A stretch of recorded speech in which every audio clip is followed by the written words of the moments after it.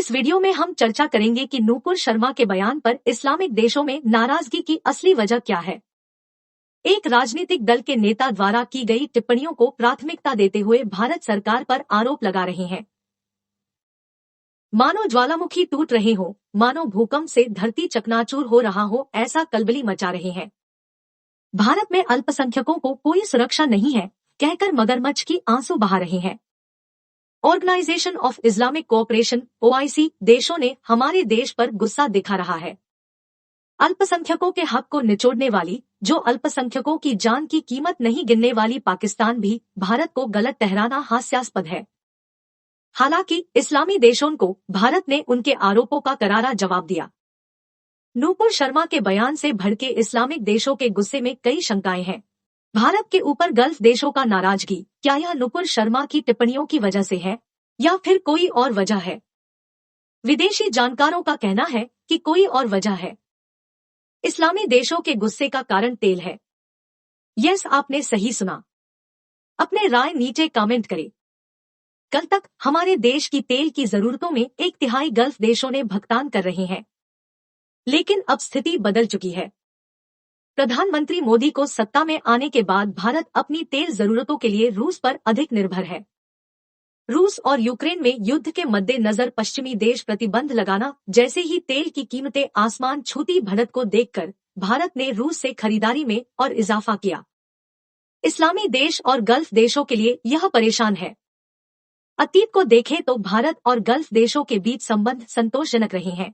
वित्तीय संबंधों के बजाय सभी लोगों के स्वास्थ्य की स्थिति में सुधार लाने के इरादे से प्रधानमंत्री मोदी ने योग को प्राथमिकता दी। प्रधानमंत्री ने अरब देशों में योग को लोकप्रिय बनाने के लिए भी काम किया। सभी से प्रशंसा प्राप्त की।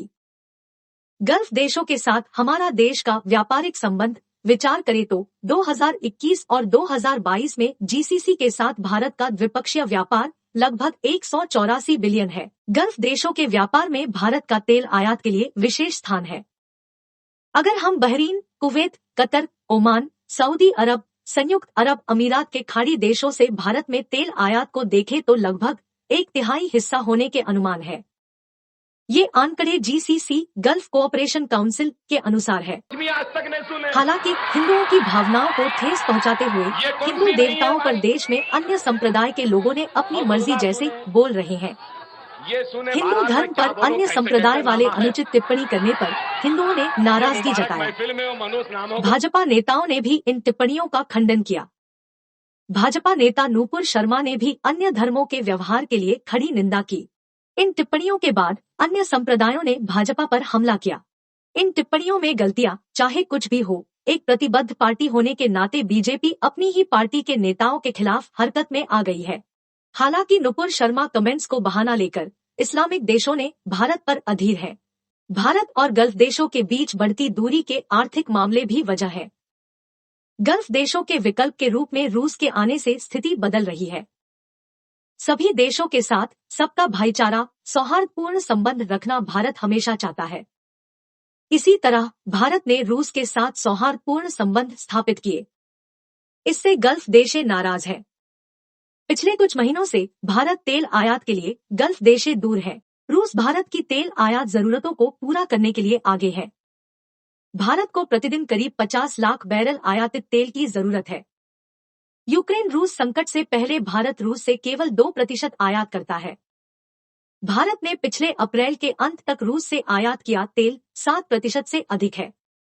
मई में इसमें और तेजी आई। भारत लगभग 17% तेल आयात रूस से ले रहा है। जून में भारत का तेल आयात मासिक आधार पर 20% से अधिक था। इसे और बढ़ाने के लिए रूस बातचीत कर रहा है। गल्फ देशों में भारत के हिस्से को रूस हड़प कर रहा है। जो मुख्य बाजार है वो चला गया, इसलिए गल्फ देश गुस्सा कर रहे हैं। रूस दुनिया का दूसरा सबसे बड़ा तेल निर्यातक देश है। इन्फ्लेशन के दबाव में भारत को सस्ते तेल की जरूरत है। जब वित्तीय मामलों की बात आती है तो महत्वपूर्ण निर्णय लेने की आवश्यकता होती है। इसलिए गल्फ देश पुराने दोस्त और रूस को नया दोस्त मानना भारत की जरूरत है। वीडियो अच्छा लगे तो कृपया इसे लाइक करें, अपने दोस्तों को शेयर करें, हमें अपने विचार कमेंट में बताएं। लेटेस्ट वीडियो के लिए चैनल को सब्सक्राइब करें।